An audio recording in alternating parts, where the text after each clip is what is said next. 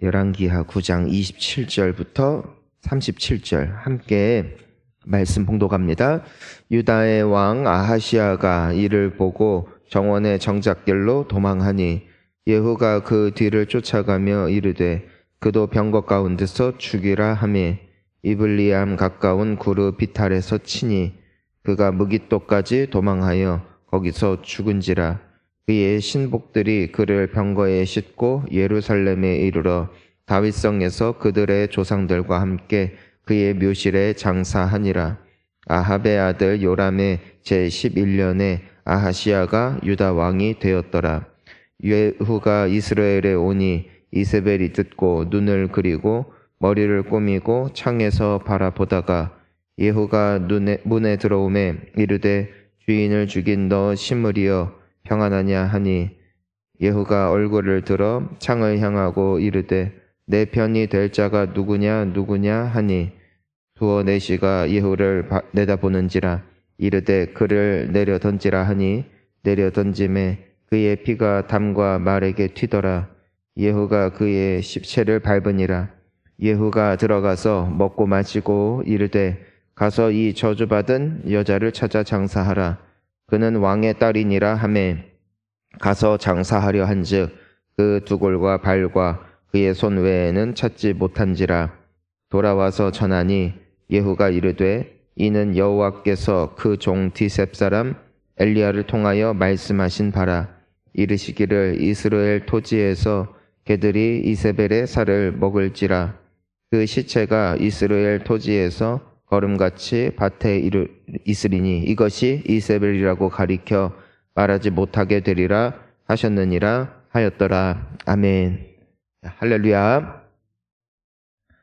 그 이세벨의 모습을 보면은 참 참혹하죠. 이런 일들이 있었다는 것입니다. 영원할 것 같았고 또 어느 누구도 침범하지 못할 것 같았던 그 왕의 영역, 그리고 영원할 것 같았던 그 통치의 시대가 종지부를 찍는데 그 종지부가 너무나도 비참합니다. 그 하나님을 잘 믿어 복을 누리고 그 안에 평강과 기쁨을 누리는 인생이 가장 복된 인생입니다. 하나님을 잘 믿고 따르는 삶이 당장은 손해본 것 같아도 그 끝은 아름답습니다. 하지만 하나님을 떠난 방탕한 삶은 당장은 나에게 유익을 끼치는 것 같고 모든 세상이 나의 중심으로 돌아간 것 같은 착각을 불러일으킬 만큼 때로는 모든 것이 만족스러울 수 있겠지만 그 끝은 너무나도 비참하고 허망하다. 이것이 예수님께서 우리에게 말씀하여 주시는 천국과 지옥입니다. 우리가 주님의 영원하신 나라에 들어갈 때 우리가 이 땅에서 예수님 때문에, 예수님을 믿는 믿음 때문에 흘렸던 모든 눈물과 모든 괴로움, 그리고 모든 억울함, 우리 주님이 다 갚아주실 것이고 우리 주님이 다 위로해 주실 것입니다. 여러분이 새벽을 깨우기 위해서 눈을 비비며 하나님을 사랑하는 마음 때문에 우리 주님 앞에 나와서 기도를 드렸던 이 모든 시간들, 아마 그때는 우리가 외칠 거예요. 잘했다. 그렇게 하길 참 잘했다. 내가 후회 없는 삶을 살았구나 라면서 하나님 앞에 기뻐하며 자랑할 날이 반드시 오게 될 것입니다. 그러니 당장 편한 길이 아니라 우리 주님이 기뻐하시는 길을 향하여 계속해서 걸어갈 수 있는 우리 모두가 돼야 될 줄 믿습니다. 근데 이세벨은 그렇지 않았다는 것이죠. 당장 눈앞에 보기에 좋은 것들을 취했고 하나님을 기쁘시지 않게 하는 길을 끊임없이 걸어갔어요. 왜 그랬을까요? 끊임없는 경고의 말씀은 오는데 삶에 아무런 변화도 없었고 아무런 그 심판에 대한 그 증거도 없었다. 그래서 그냥 산 거예요. 마음이 완악해지고 점점점 굳어져 갔던 것이죠. 가장 무서운 것은 회개의 기회가 있을 때 더 이상 그 말씀이 말씀으로 안 들리는 상태가 제일 무서운 상태입니다. 전에는 하나님이 이런 말씀을 하셨다, 회개해야 된다라고 말할 때 즉각적으로 반응이 나오고 하나님이 무섭고 정말 당장이라도 하나님이 불을 내리실 것 같고 당장이라도 하나님이 오셔서 이 모든 세상을 뒤집어 버리실 것 같은 때, 그때가 좋은 때입니다. 왜냐하면 말씀에 반응한다는 것은 내 영이 아직은 살아있다라는 증거거든요. 그런데 이세벨의 경우는 그 숱한 하나님의 말씀을 선지자들을 통해서, 예언자들을 통해서 들었음에도 불구하고 그녀는 미동도 안 해요. 아무렇지도 않고 또 그것에 대해서 찔림도 없고, 이것이 가장 무서운 상태이죠. 즉 내가 무슨 말씀을 듣느냐, 내가 무슨 교회를 다니느냐, 내가 얼만큼 예배를 드리느냐 보다 더 중요한 것은 내 영이 깨어있는 것이거든요. 찔렀을 때 아파야 정상이거든요. 그런데 한센병에 걸리잖아요. 그러면은 찔러도 안 아프대요. 피는 나는데 감각이 없어요. 왜 그럴까요? 세포가 죽었기 때문이에요. 그러면은 살아있지만 그 몸이 썩어 죽어가는 것이 이 병이죠. 우리 영적인 문둥병이 있다. 그 병에 걸리면 들어도 듣지 못한다. 하나님께서 그 문둥병자들이 예수님을 찾아왔을 때 예수님이 고쳐주시고 치유해 주시죠.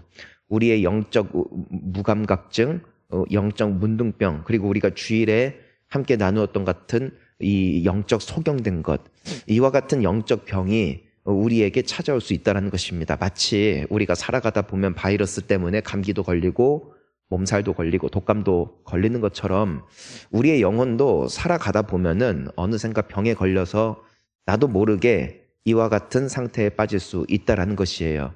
우리를 고치고 치유하실 수 있는 예수 그리스도께서 지금 우리의 기도를 들으시는 하나님이신 줄을 믿습니다. 때문에 내가 그 상태 가운데 있을 때 자책하며 하나님 앞에 가슴을 치기 이전에 우리가 불러야 될 한 이름이 있다는 것이에요. 주여 나를 고쳐주시옵소서. 주여 나를 불쌍히 여겨주시옵소서. 하나님이 우리의 시력뿐만이 아니라 영적인 우리의 영적 감각, 우리의 상태를 깨끗하고 강건케 바꿔주시어서 정말 흘러가는 대로 사는 인생이 아니라 정말 살아있는 활기 있는 영혼으로 우리가 주님의 말씀을 향하여 오늘도 달려가야 될 줄을 믿습니다. 죽은 물고기는 강가의 흐름을 따라 흘러내려가지만 살아있는 싱싱한 물고기는 강물을 거슬러 올라가듯이 신앙이란 그런 것이죠. 세상에 흘러가는 대로 힘없이 흘러가는 인생이 아니라 영적으로 강건한 자는 주님의 말씀을 향하여 힘차게 표류하는 것이죠. 그래서 우리가 영적으로 강건하다는 것은요, 나의 어떤 그냥 본능이나 주변 사람들이 가는 길을 그대로 따라가는 것은 아닙니다. 하나님의 약속을 향해서, 말씀을 향해서 꿋꿋하게 걸어가는 사람들, 그 사람이 지금도 살아있는 신자라는 것이죠. 여러분, 살아나셔야 됩니다. 우리가 살아나야 사는 길로 가는 것이고, 흘러가면 함께 망하는 것이에요. 그러니까 우리가 오늘 이 이세벨의 모습을 보면서 다시 한번 그 하나님의 그 경고와 또 우리를 향한 말씀을 다시 붙잡는 것이죠. 오늘 말씀을 보니까 27절부터 29절을 보면은 그 유다의 왕 아하시아도 죽임을 당합니다. 유다의 왕 아하시아, 그러니까 그는 아합 왕의 가문과는 전혀 무관한 남유다의 왕입니다. 그런데 그도 같이 죽임을 당해요. 이유는 딱 하나입니다. 아합의 가문과 함께 어울렸기 때문에. 그게 그가 죽임을 당한 이유였어요. 같이 있다가, 요람이랑 같이 있다가 그 왕과 함께 죽는 것이죠. 요람 왕은 어떤 왕이었다고요? 그는 여전히 그냥 우상 숭배하고 세속화되어서 하나님과 무관한 인생을 살아가는 사람. 근데 그와 함께 어울렸던 왕이 바로 이 남유다의 아하시아 왕이었다. 그러니까 같이 망하는 것이죠. 여러분, 사람 사귀는 건 정말 중요합니다. 정말 중요합니다. 저는 여러분들 곁에 믿음의 친구들을 많이 사귈 수 있기를 바랍니다. 좋은 영향력을 줄 수 있는 사람들을 가까이 해야 돼요. 계속해서 그런 좋지 않은 영적으로 탁한 사람과 함께 있으면은요, 사람은 보통 그 탁한 기운에 영향을 받게 되어지죠. 우리가 미디어에 있어서도, 미디어 노출에 있어서도 경계하고 주의해야 되는 게 이유가 여기에 있습니다. 내가 가까이 하는 것을 담는다. 가까이 하는 것을 담는다. 이것을 반드시 기억해야 돼요. 이 아하시아 왕 같은 경우도 그 요람 왕과 가까이 있었더니 그의 운명을 닮아버렸다. 그의 운명을 함께 공유하게 되었다. 아브라함의 조카였던 롯은 참 복된 사람이죠. 아브라함과 가까이 있었던 이유로 아브라함과 함께 축복을 공유하게 되는 것이죠. 하지만 잘못된 사귐이 한 인생을 얼마나 절망의 구렁텅이로 몰아넣을 수 있는가를 우리에게 보여주고 있다라는 것입니다. 우리가 이것을 경계해야 되는 이유가 여기 있는 것이죠. 예수님을 가까이 하는 자가 예수님을 닮는 것이고, 세상을 가까이 하는 자가 세상을 닮는 것입니다. 여러분, 새벽에 나온 우리 오늘 아침에 기도하는 것은 큰 결단이고 복된 선택인 줄 압니다. 하지만 오늘 이 새벽 이 몇십 분 혹은 1시간 정도의 시간만 예수님과 함께 동행하는 인생이 아니라 오늘 하루 내가 눈을 뜨고 있는 시간 동안에 틈틈이 주의 이름을 부르며 주님을 의식하며 또 주님의 말씀 앞에 서 있는 우리가 될 수 있기를 바랍니다. 그래야 끊임없이 우리가 예수님을 닮아가는 것이에요. 빛 대신 이는 오직 주님이시고 그분에게 끊임없이 나의 영혼을 노출시켜야 나의 영혼에도 빛이 나는 것이죠. 나는 빛이 아님을 다시 한번 고백하는 우리가 되어야 될 줄 믿습니다. 안 그러면 세상 닮아요. 그러면 세상과 함께 멸망하는 것이죠. 우리는 이와 같은 아하시아의 어리석음을 또 따라가서는 안 되는 것이에요. 자, 그런데 이제 30절 보니까 예후가 이제 이스라엘에 오니까 이세벨이 봅니다. 머리를 꾸미고 창에서 보다가 31절 예후가 문에 들어오매 이르되 주인을 죽인 너 시므리여 평안하냐 하니. 자, 이세벨은 눈앞에 심판이 닥쳤는데도 불구하고 그녀는 어떻게 해요? 굉장히 의기양양하고 당당하고 조금의 죄책감도 조금의 두려움도 느낄 수가 없어요. 여러분, 사람의 마음이 이 완악해지고 굳어짐의 끝이 여기입니다. 우리가 예수님의 비유를 통해서 보게 되어지는 지옥 가는 사람들의 특징이 있어요. 자, 예수님께서 그 천국의 잔치 비유를 통해 예복을 입지 않은 사람을 쫓아내라 하십니다. 근데 그 사람의 반응이 뭐냐면은 슬피 울며 이를 갈더라. 그게 그 어두운 곳으로 내어 쫓기는 사람들, 바깥으로 내어 쫓기는 사람들, 지옥으로 내어 쫓기는 사람들의 한 가지 공통점입니다. 슬피 울지만 뭐한다? 이를 간다. 이를 간다는 것은 뭐예요? 억울하다, 분하다. 내가 뭘 그렇게 잘못했냐. 이젠 그 반응인 것이죠. 하나님 내가 잘못했습니다가 아니라 떳떳해지고 뻔뻔해지는 것이죠. 그것이 아담과 하와의 반응이기도 했죠. 하나님께서 아담아 네가 어디 있느냐 했을 때 그는 굉장히 당당하게 말하죠. 여자 때문이다. 여자도 굉장히 당당합니다. 뱀 때문이다. 그러니까 하나님 앞에 간절하게 엎드릴 줄 알고 무릎 꿇을 줄 아는 자, 이들이 복된 사람들이죠. 그런데 완악해지잖아요. 나중에는 내가 뭘 그렇게 잘못했는데? 주변 사람들도 다 그렇게 했는데 왜 나만 가지고 그래? 라면서 오히려 억울해한다는 것이에요. 여러분, 이게 정말 무서운 모습입니다. 여러분은 그런 사람 없죠? 없어야 되는데. 그런데 영적으로 굉장히 완악해지면은요, 그런 상태가 돼요. 하나님의 말씀을 보고 하나님이 이런 말씀하여도 하나님은 부당하다. 어떻게 이런 말을 하냐? 라면서 오히려 그분에게 불만이 생기고 그분이 그냥 싫어지고 뭐 하나님 안 믿어 그냥. 그래서 교회를 떠나거나 신앙을 포기하는 사람들 보면 이제 별로 하나님 좋은지 모르겠어. 그냥 기도해도 안 들어주시잖아. 그냥 하나님이 그냥 말씀이 가벼워 보이고 그냥 죽이라고 그래. 뭐 지옥 가지 뭐. 나 천국 안 가. 오히려 그런 반응. 이것이 완악해질 대로 완악해진 이세벨의 모습이었어요. 여러분, 우리도 예수님 떠나잖아요. 굳어지는 건 시간 문제예요. 시간 문제. 이세벨도 처음부터 그랬겠어요? 아니에요. 시간 문제예요. 오랫동안 떠나다 보면 결국에는 이 사단이 나는 것이죠. 자, 이세벨이 예후를 보면서 뭐라고 해요? 주인을 죽인 너 시므리여 평안하냐? 이 시므리가 누구냐면은 북이스라엘에서 왕의 반역을 일으켜서 왕을 죽이고 왕이 됐던 사람입니다. 그런데 이 사람은 딱 7일 동안만 즉위해요. 7일 동안. 그리고 또 그도 암살을 당합니다. 그 왕이 시므리예요. 그러니까 이 이세벨이 의도적으로 예후를 시므리라고 부르는 것이죠. 너는 주인을 반역했으니까 너도 얼마 안 망할 것이다 라면서 오히려 저주를 퍼붓고 있는 모습을 봅니다. 자, 예후가 얼굴을 들어 32절 창을 향하고 물어보죠. 내 편이 될 자가 누구냐? 두어 넷이가 이렇게 쳐다봅니다. 그리고 33절 던져라 해요. 던져라. 이세벨을 던져라. 그랬더니 어떤 일이 일어나는가? 33절 한번 읽어볼까요? 이르되 그를 내려 던지라 하네.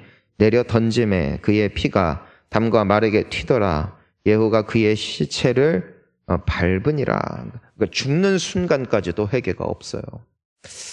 자, 이젠 여기에서 이게 이 두 내시가 쳐다보죠.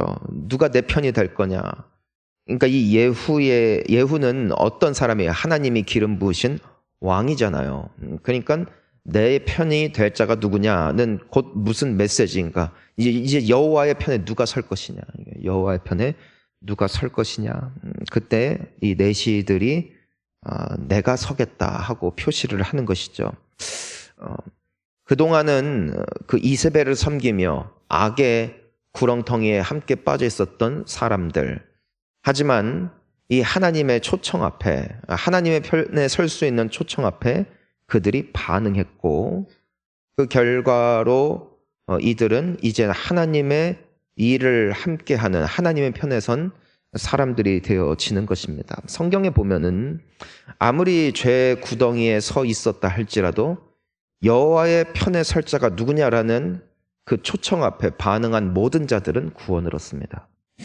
우리가 알다시피 금송아지 사건이 있었죠. 그 모세가 십계명을 받으러 올라간 동안에 아론이 금송아지를 만들어요. 그러니까 온 이스라엘이 그 우상 앞에 절하고 춤을 추며 경배하죠. 모세가 진노했어요. 그리고 묻죠.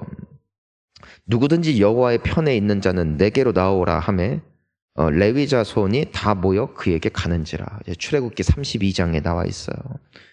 그리고 모세가 그들에게 각각 허리에 칼을 차고 이문에서 저문까지 왕래하며 친구 죽이고 가족 죽이고 다 죽여라 했더니 레위 자손이 모세의 말대로 하여 이날에 백성 중에 3,000명가량이 죽임을 당하니라 기록되어 있습니다. 그러면서 29절에 모세가 이르되 각 사람이 자기의 아들과 자기의 형제를 쳤으니 오늘 여호와께 헌신하게 되었느니라. 그가 오늘 너희에게 복을 내리시리라. 그러니까 하나님께서 초청하셨을 때 그 초청에 응한 자, 물론 하나님의 명령이 가혹하리만큼 잔인해 보였지만 하나님의 편에 서서 하나님을 위해서 싸운 자, 그들도 역시 우상 숭배했던 사람들이죠.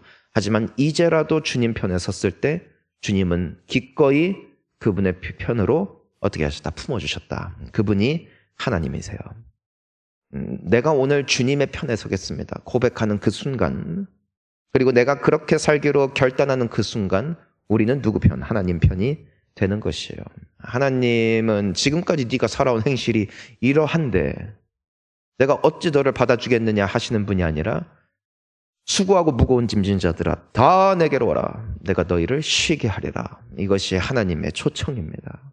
여러분, 내가 지금까지 지은 죄 주홍빛 같을지라도 내가 주님 편에 서기로 결단한 그 순간 나는 축복의 주인공이 되어질 것이고 하나님은 우리를 복 주실 하나님이신 줄 믿습니다. 라합 역시도 마찬가지죠. 정탐꾼들 숨겨주고 여호와의 편에 서자 그녀는 구원을 받게 되어지고 훗날 그 다윗의 위대한 조상이 되어지는 영광을 누리게 되어지죠. 오늘도 주님이 말씀하세요. 이 패역하고 완악하고 어두워져가는 세상 가운데 여호와의 편에 설 자가 누구냐? 주여 내가 여기 있습니다. 선포하는 순간 그날이 곧 구원의 날이요 주님의 영광을 위해서 헌신할 수 있는 아름다운 인생의 시작이 되어질 줄 믿습니다. 마지막까지 그 초청에 응하지 않았던 이세벨의 최후는 이젠 오늘 37절까지 기록이 되어 있습니다. 그녀의 시체도 못 찾았어요. 들짐승과 개들이 다 뜯어 먹었대요. 남은 것은 2개골과 2손과 2발이었다.